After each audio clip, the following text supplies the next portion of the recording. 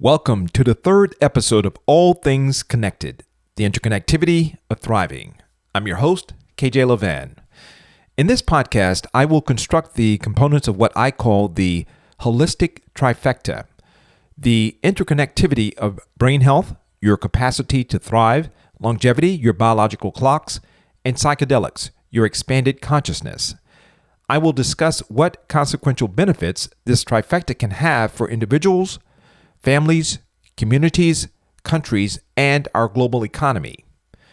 By 2030, half of the worldwide economic impact of disability will be due specifically to brain-related disability. The global toll of brain disorders exceeds that of all other diseases. And when communities sustain brain health, it follows that there will be a larger economic benefit. According to the World Health Organization, up to 1 billion people worldwide suffer from neurological disorders, which is expected to increase as the population ages. In addressing neurological disorders, the discovery of neuroplasticity and epigenetics overturns centuries of brain theory. Paradoxically speaking, there is a profound caveat, and because it affects the rudiments of healthcare, the full translation of these discoveries into clinical practice could take over 4 decades, 2 to 3 times the typical 17-year stretch. If translation isn't proliferated, our children's generation could miss the opportunity for experience of a higher quality of life. The interconnectedness of neuroplasticity, epigenetics, longevity, and psychedelics invites a revolution. Imagine if we could do for brain performance what the fitness revolution did for physical performance. Healthier, happier, longer lives rather than declining in brain health. This inherently has global economic implications. Let's face it, without a proactive approach to a brain-healthy culture, the $2.5 trillion price tag in lost productivity will increasingly continue to balloon. The Brain Matrix Alliance is at the forefront of connecting the necessary components that fully leverage our brain wealth for improved performance and skills. For those of you who may have missed the previous episode, the Brain Matrix Alliance is a not-for-profit on a mission to proliferate awareness of, access to, and development of healthcare technological innovations and practices that improve brain health and skills in order to affect the trajectory between preventative health and lifestyle intervention. The Brain Matrix Alliance seeks to have innovative brain technologies and practices serve as proactive measures, while also allowing for the continuity of necessary treatment. That said, synergetic interventions and their integration into the healthcare system is at the center of the Brain Matrix Alliance's mission. These interventions target the root cause of neurologic disorders synergistically. They focus on improving function and recovery rather than on symptomatic treatment and band-aid approaches. This is a paradigm shift in that healthcare technology is advancing, human lifespan is expanding, but healthcare is lagging. There needs to be a proactive approach. But despite increasing evidence-based science, barriers impede their adoption. The Brain Matrix Alliance is working to eliminate these barriers by building bridges between brain health visionaries, practitioners, pioneering innovators, and forward-thinking investors. Awareness by consumers, acceptance by physicians, insurance reimbursement, and access of ease are primary barriers impeding translation of neuroplasticity and epigenetic discoveries, as well as psychedelic-assisted psychotherapy. The Brain Matrix Alliance is partnering with organizations in the industry to address these barriers at a comprehensive level, which is initially focused on consumer and physician education with respect to prevention, treatment, options, and supporting science. Additionally, the Brain Matrix Alliance is helping clinicians increase their offerings and geographic presence, as well as develop new services. Other activities include the standardization of evidence-based results and supporting research. In general, awareness is lacking regarding neuroplasticity and epigenetic treatments oftentimes culminating with people pursuing these options much later, if at all, when all other attempts have failed.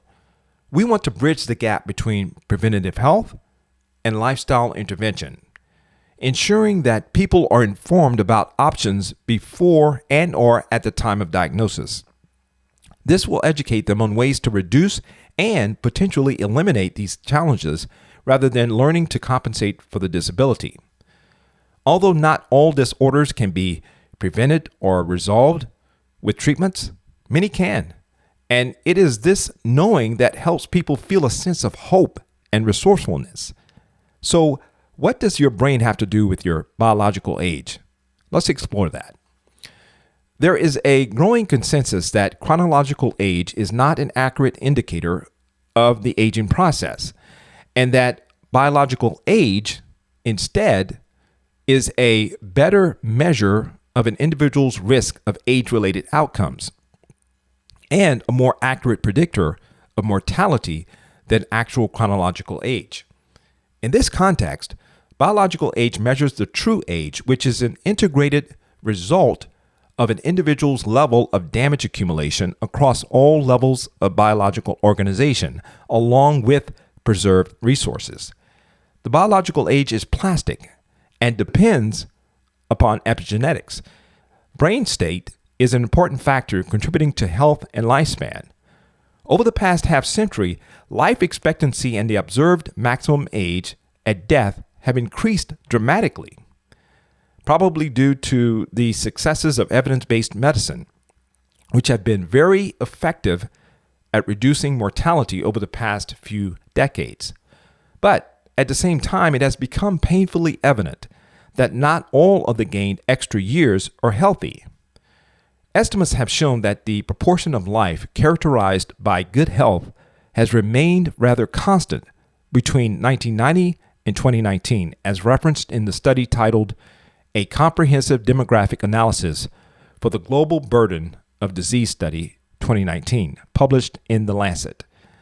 This implies that most of the life years gained are lived largely in poor health. This leads to a situation where a significant portion of the lifespan is lived during a window of exponentially increasing risk of frailty and chronic disability, with the simultaneous manifestation of many chronic conditions as late life comorbidities. Therefore, there is an increasing understanding of the importance of so-called healthy aging. Aging that refers to health span, which is a period of life free from serious chronic diseases and disability. It has been proposed that by increasing the health span, one could achieve optimal longevity, when illness, disability, and their sequelae would be restricted to a very short period at the end of life. This is termed as compression of morbidity.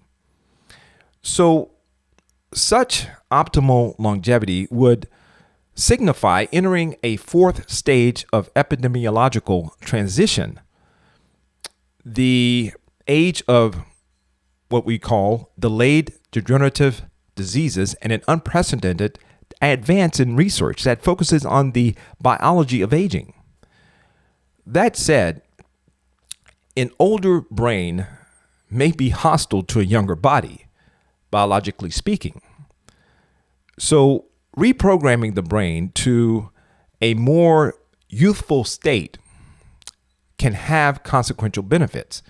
As well, reducing brain aging and creating brain rejuvenation can have a high impact on systemic life expectancy and health span. As the longevity domain continues to gain traction in the global market, one uptake challenge is to ensure this component of the holistic trifecta, which I mentioned earlier, galvanizes collaboration between various experts in science, technology, and medicine.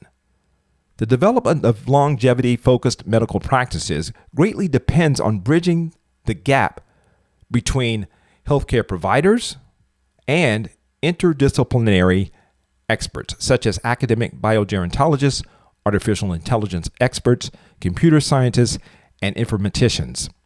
patients have insufficient access to the healthcare providers who have been adequately trained in longevity medicine and can manage a patient from a longevity medicine standpoint, if you will. Viable longevity education with practical translation will thus ultimately improve healthcare systems worldwide and decrease disease occurrence by training healthcare providers to tackle the most common and strongest contributor of disease, unhealthy aging. There is the challenge of converting results into AI solutions, practical applications. It's hard to measure something that might happen but doesn't. More like an insurance policy. You're kind of doing something in case something does happen.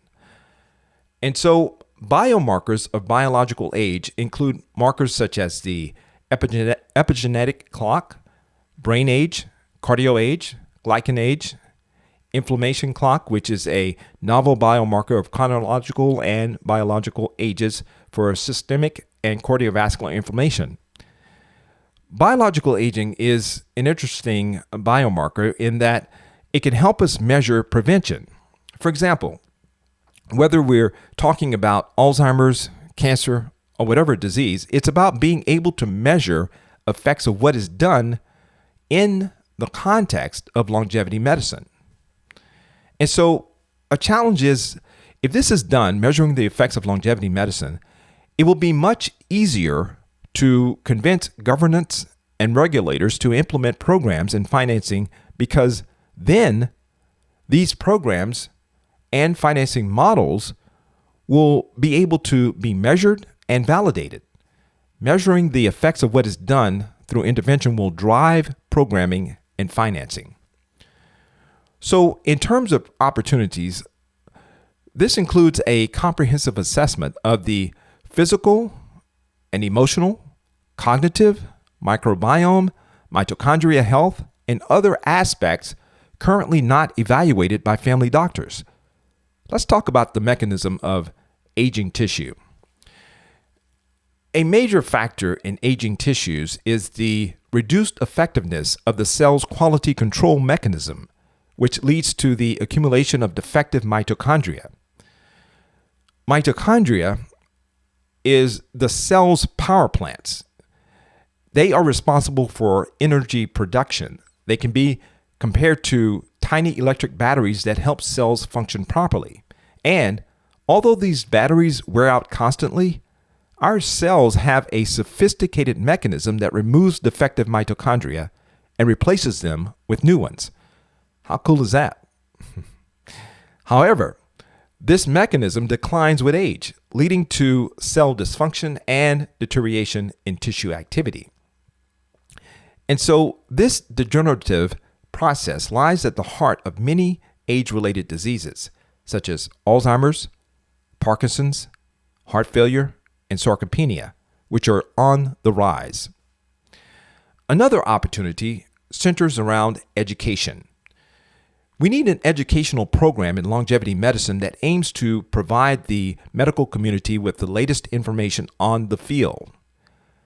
And we need introductory level programs designed for individuals interested in learning about the principles and practices of prolonging healthy lifespan.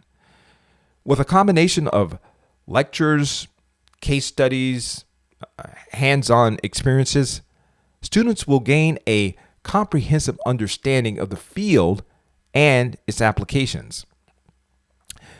The aim is to spread the word about longevity medicine and to train young MDs in the field of geroscience and biogerontology.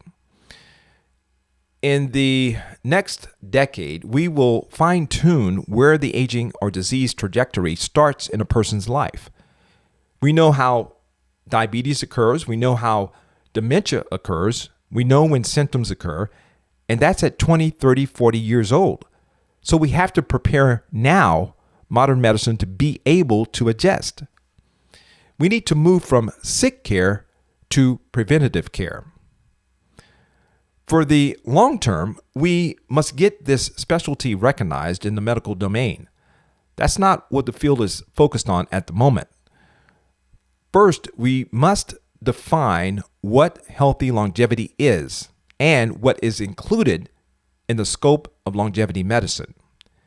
An initial white paper is underway, but right now we need to be clear about what it includes, what are the credible points, what are the things we need to still work on, and what is definitely not a part of it. The first white paper will be on the definitions, followed by further papers on important basics, of course, such as diagnostics, biomarkers, and others. These papers will really focus on the clinical applications and the medical side of things. In terms of longevity technology, we have cellular reprogramming and senolytics. Senolytics are a class of drugs that selectively clear senescent cells. Cellular senescence is defined as the zombie-like state in which cells forget to die, which is one of the hallmarks of aging. The field of longevity, though, is awash with exciting innovations that hold great promise for the future of humanity. However, most doctors and health professionals are still unaware of progress in longevity, and most of the developments in the field have yet to filter through into clinical practice. So, health technology is advancing. Again, human lifespan is extending, but health span is not catching up. What do these trends mean to the future of medicine? How do we optimize health across the lifespan? Is neuroscience ready to be implemented in healthcare? These are the questions that will drive innovation. And so, according to Insight Ace Analytic, a market research company, the longevity and anti-senescent therapy global market was valued at $26 billion in 2022 and is predicted to reach $45 billion by 2031. This market is expected to grow at 6.5% compound annual growth rate during the forecast period from 2023 to 2031. Let's turn our attention now to psychedelics. The escalating brain health crisis globally, severe social, physical consequences were already escalating before the COVID-19 pandemic. The World Health Organization reports that approximately 450 million individuals were suffering from mental health conditions, marking mental health disorders among the leading causes of illnesses and disability. Estimates by the Organization for Economic Cooperation and Development put the consequences of mental illness cost up to 4% of GDP worldwide. In essence, mental health disorders has to do with rigid brains that have too much order and needs to be disordered a bit. And so if you look at the different disorders that the psilocybin, the active ingredient in magic mushroom, it appears to be effective in treating depression, anxiety, obsessive compulsive disorder, addiction. All are mental disorders that involve a kind of rigidity of thought, stuck in loops of rumination, inflexible thinking, if you will. People have this narrative in their head that they are a bad person, that nothing is working in their life, or they have this anxiety loop. What psilocybin appears to do is to break habits of looping thoughts. It's kind of a solvent shaking things up in a way that makes the brain more plastic, neuroplasticity, more able to learn new patterns, rewire. Here's an analogy. Think of your mind as a mountain covered with snow, and your thoughts are sleds sliding down the mountain. After a while, your thoughts are going to keep getting drawn into a track. So it's going to be very difficult to get down the mountain without falling into those same grooves of this track. Think of psychedelic experiences as fresh snowfalls filling those grooves, allowing you to take any path down the mountain. Anxiety is being worried about the future. Depression is being a victim of the past. Conversely, psychedelics appear to weaken such mental constructs. And so psychedelic-assisted psychotherapy could provide needed options for debilitating mental health disorders, including PTSD, major depressive disorder, alcohol use disorder, anorexia nervosa, and more that kill thousands every year and cost billions worldwide in lost productivity. So, what is microdosing? Microdosing is typically defined by experts as between 5% and 10% of a full dose of psychedelics, usually LSD or psilocybin, as a way to get the supposed mental health benefits of the drug without the hallucinogenic high. For instance, in a clinical setting, a 155-pound man might take 20 milligrams or 0.02 grams of psilocybin, which is a full psychedelic experience. For a microdose, he'd take only 1 to 2 milligrams. At that level, taken 2 times a week, some claim the drugs improve their mood, boost their creativity, and give the world a brighter, shinier quality like it's in high definition. The onset within an hour and lasts for about 4 to 6 hours. So let's talk about psychedelics as a treatment for Alzheimer's disease, dementia. Currently, there are no disease-modifying treatments for Alzheimer's disease or any other dementia subtype. The renaissance in psychedelic research in recent years, in particular studies involving psilocybin and lysergic acid diethylamide, coupled with anecdotal reports of cognitive benefits from microdosing, suggests that they may have a therapeutic role in a range of psychiatric and neurological conditions due to their potential to stimulate neurogenesis, provoke neuroplastic changes, and reduce neural inflammation. This inevitably makes them interesting candidates for therapeutics in dementia.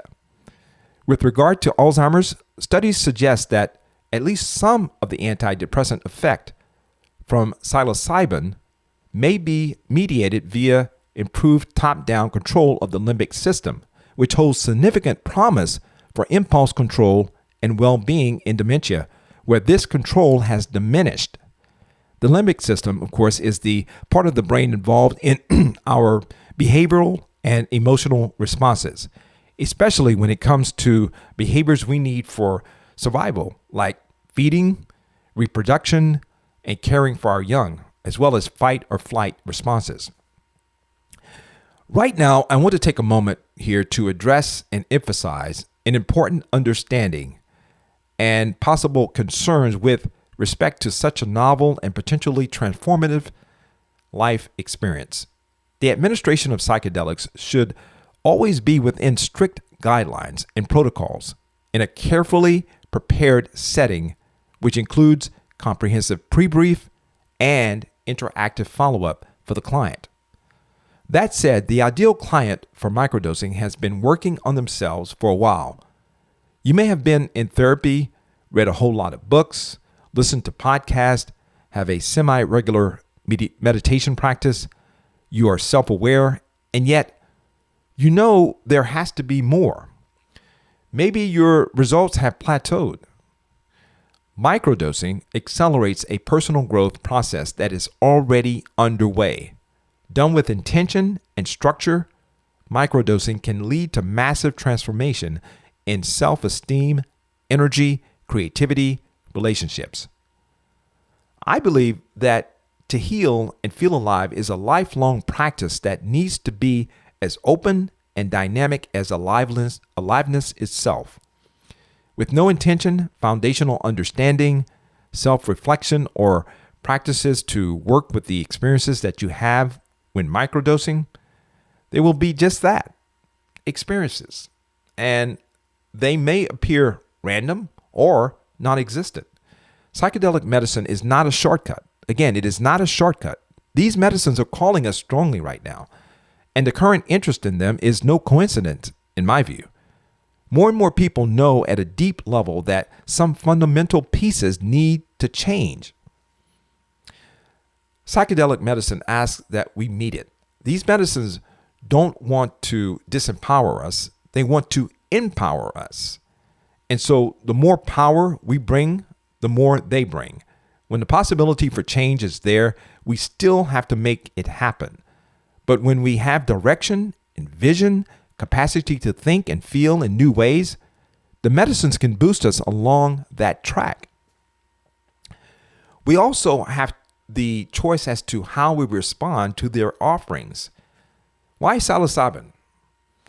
Well, psilocybin has a quirky advantage for researchers over and above LSD and MDMA, according to Dr. David Nutt, a physician and professor of neuropsychopharmacology at Imperial College London.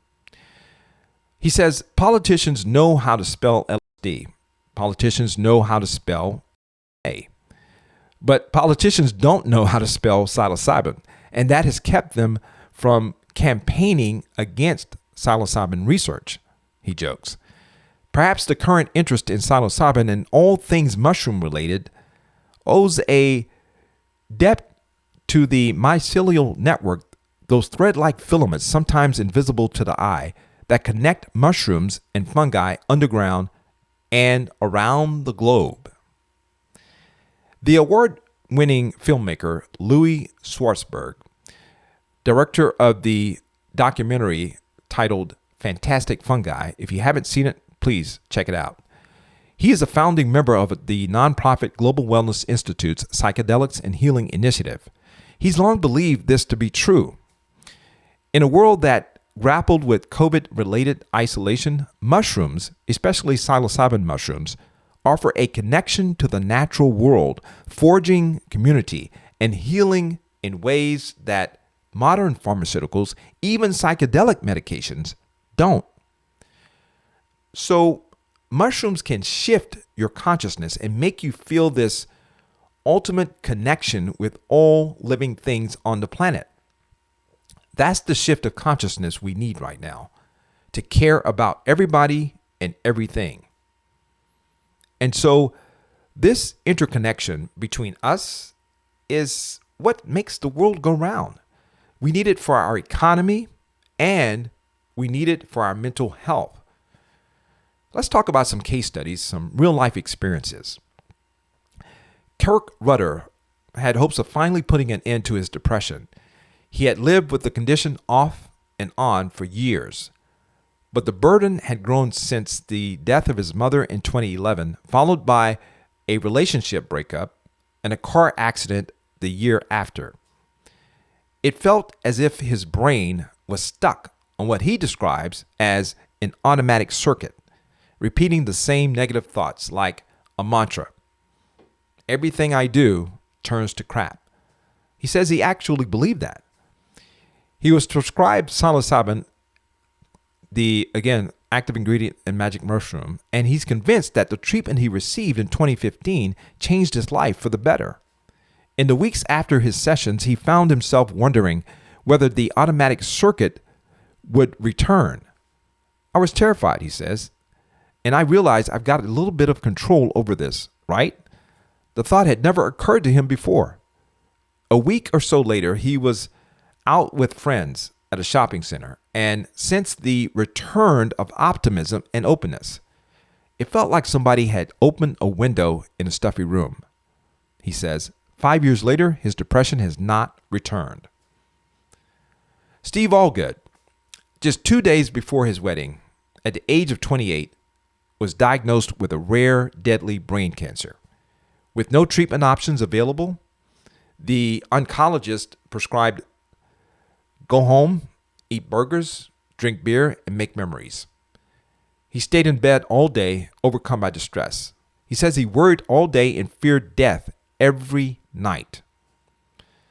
Allgood was prescribed 3 grams of approved dose of dried psilocybin mushrooms, and within 30 minutes, he started feeling the psychedelic effects, which lasted 3 to 4 hours.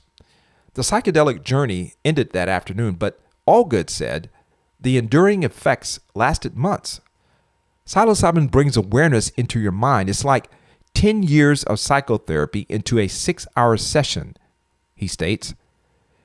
He also said that I now have more of an overall calmness and feeling of gratefulness for life. Having been raised in a small town in Ontario with parents who were always working and older brothers who ignored him, Allgood said he had grown up feeling isolated.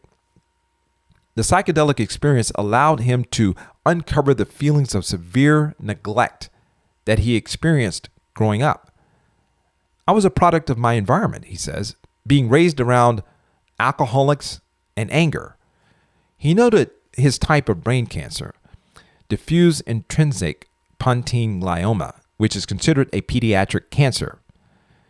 Allgood reflected that his psychedelic experience allowed him to recognize that his own childhood had been filled with trauma, and also to understand that his parents had used alcohol and anger as a response to their own pain. He shared that this insight brought him a measure of comfort. It allowed him to forgive them, and the pain and trauma they caused him was not on purpose, he came to realize. They were just their own hurt individuals and unconsciously made decisions that had made him what he is in his life. He added that he didn't see his parents as hurting him at that point with the experience he had with psilocybin. And he states that psilocybin experience, it brought him a connection with the universe. And so what does epigenetics have to do with neuroplasticity therapies such as psilocybin? Well, as it relates to the personal story of Steve Allgood, let's talk about how childhood trauma can last an entire life and affect a person's mental and emotional states.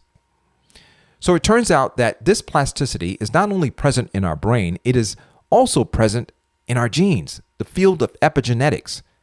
You ask, well, KJ, what does epigenetics have to do with neuroplasticity innovative therapies? A whole lot. Until recently, the influences of genes were thought to be set, and the effects of children's experiences and environments on brain architecture and long-term physical and mental health outcomes remained a mystery.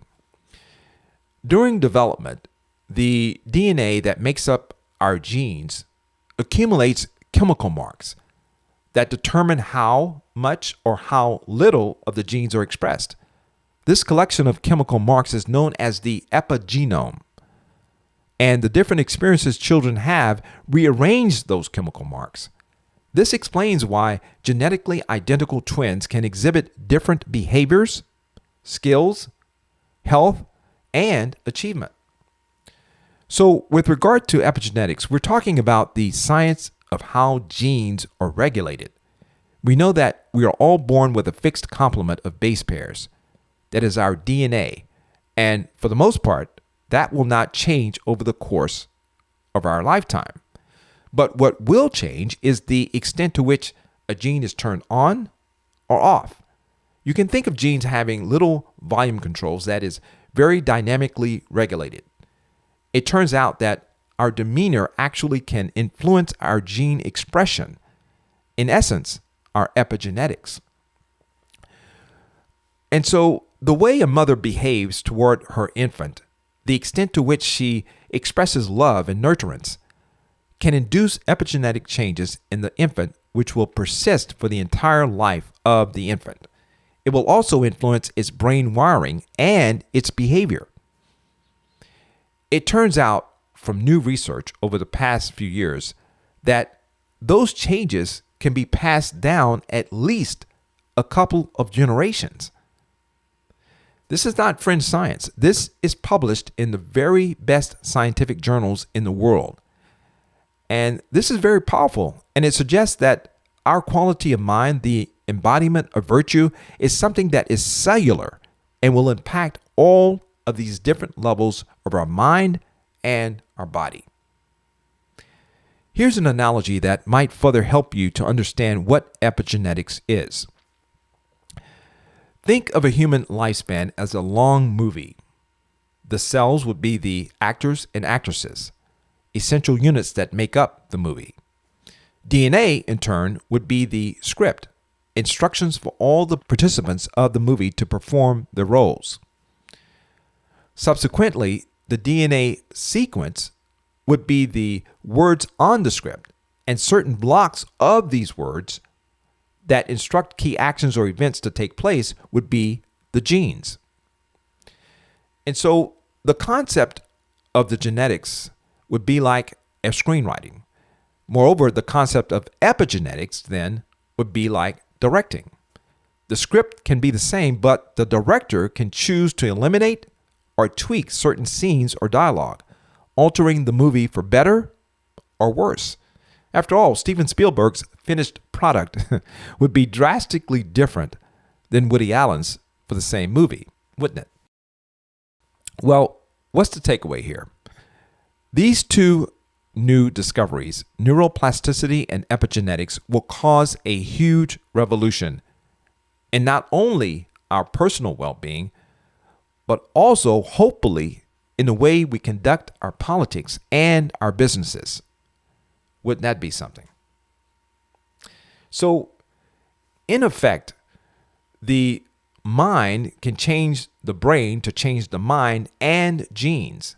Doing this is really valuable because the inner strengths that we all want inside ourselves, such as happiness, positive emotion, productivity, creativity, feeling loved, confidence, and virtues, those are all built out of the brain. According to Insight Ace Analytic, the psychedelic therapeutics market size is valued at $4 billion in 2022 and is predicted to reach $13 billion by the year 2031 at a 14.92% compound annual growth rate during the forecast period of 2023 to 2031. Psychedelic-assisted psychotherapy can serve as a catalyst for treating mental disorders as it relates to early childhood experiences like Steve Allgood's, and thus rewire the brain for optimal mental and physical health. So imagine that, a world of healing bodies, minds, and hearts. I hope you enjoyed this episode and found it valuable, timely, informative, and most of all, helpful. Put any comments or questions and suggestions for topics you would like me to cover on the podcast, as well as guests you would like me to include, and put those in the comments section. Thanks for tuning in to the third episode. We'll see you next time. Until then, don't forget to hit the subscribe button and like button. I'm KJ Lavan, and this is All Things Connected, the Interconnectivity of Thriving.